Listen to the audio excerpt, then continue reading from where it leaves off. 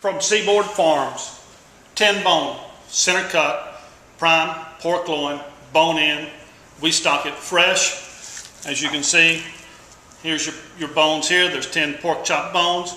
Chine bones have been removed. Makes it real easy to cut your pork chops, or makes a great carving station. Easy to carve from a carving station. Carve a couple of pork chops off of this thing.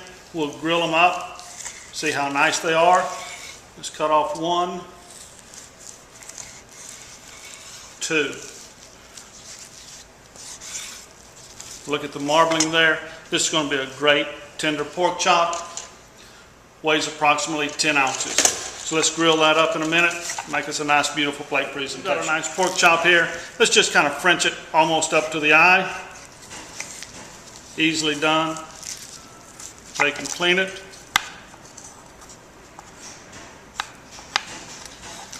Now that's going to make us a nice, beautiful plate presentation with the bone exposed there. Very beautiful item.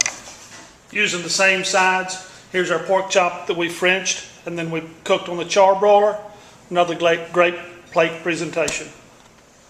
The remainder of our pork loin, we're going to French it about 1 inch up, roast in the oven, then we'll carve it after it's cooked. But I'm just going to kind of draw me a straight line here, and then I'm going to start Frenching it.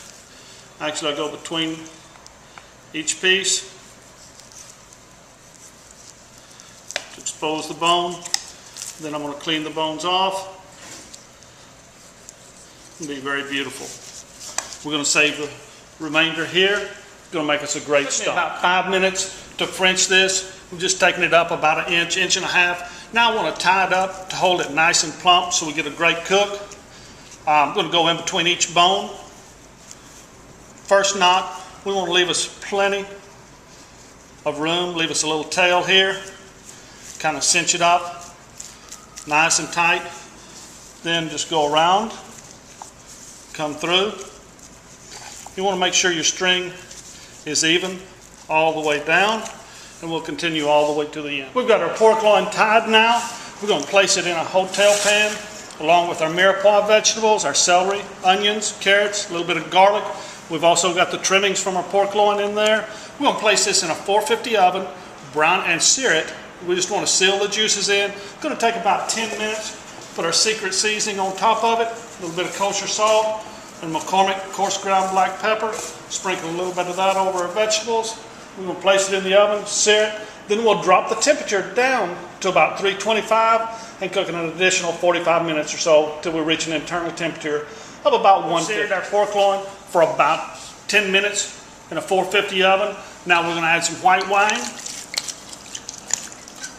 And want to add about 1 inch of water to the bottom of the pan. Place it back in a 350 oven. Bring it up to an internal temperature of 155. Look at this. Just came out of the oven. We've reached an internal temperature of 155. We're going to let it set here and rest for about 15 minutes before we slice it. We're going to take our broth here, put it back in a pot on the stove, kind of simmer it for a few minutes, strain it, reduce it. We're going to have us a great demi-glaze to go on top of it. Here's our plate presentation with our 10 bone. We've carved it back in the back, add a little bit of our demi-glaze to it, and we're ready to go.